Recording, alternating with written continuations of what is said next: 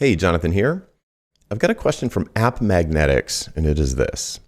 Hey, Jonathan, how should a strategy consulting LinkedIn profile differ from the normal freelancer, even a senior one? Okay, so whether it's your LinkedIn profile or it is your website or other marketing materials, if you want to sell strategy, you need to understand what people are looking for when they're buying strategy. So a couple things to think about. If you're used to selling your skills, which is common for a freelancer, like I'm great at Photoshop, I can write Rails apps, whatever that, I'm a copywriter. Those profiles are very much like a resume where it's just a list of skills. It's almost like the label on the front of a bottle. Like, here are all the ingredients. These are all the things I'm capable of doing. You tell me what to do.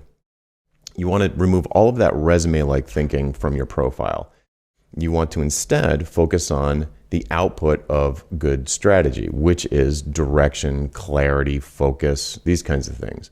So that's what a strategy is. A strategy is not like I'm gonna do these things. It's not about a lot of deliverables. There will be deliverables, but the outcome of a strategy is focus, really. So you want to remove anything from your marketing materials, your LinkedIn profile, your website, wherever else, that talks about you doing execution. Don't sell that. They don't mix well. You don't want, or at least you don't want to broadcast the fact that you do execution as well. So if you want to be like a marketing strategist, don't talk about how you'll write, weekly blog posts for someone. That totally devalues your capabilities. It makes you look like you're just playing at the strategy part and that you're not actually getting paid for it. So remove any of that execution type stuff, any of the building, that sort of thing. And what you're going to be responsible for, or at least in your marketing, you're going to sell yourself as someone who can design things, can plan things, can come up with a direction, a focus, those sorts of things. It's about coming up with very, very big picture things that allow a company to achieve an objective in the most efficient way possible. So they're not moving 1 inch in every direction, trying different tactics in absence of a strategy.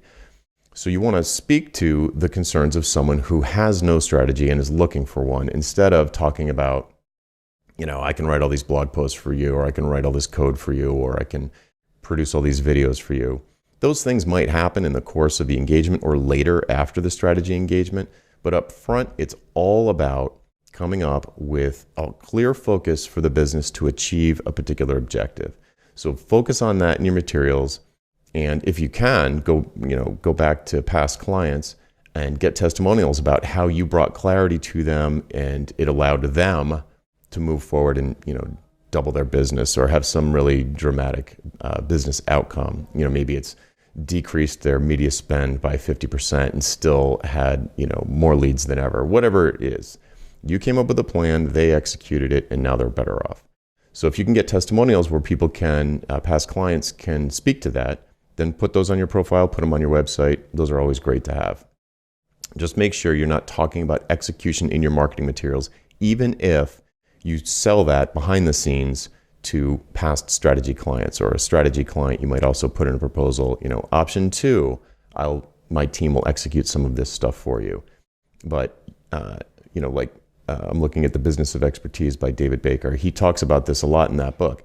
You don't want people to come to you for hands work, labor, blog post writing, video production, and then try and sell strategy to them. That's the backwards way around.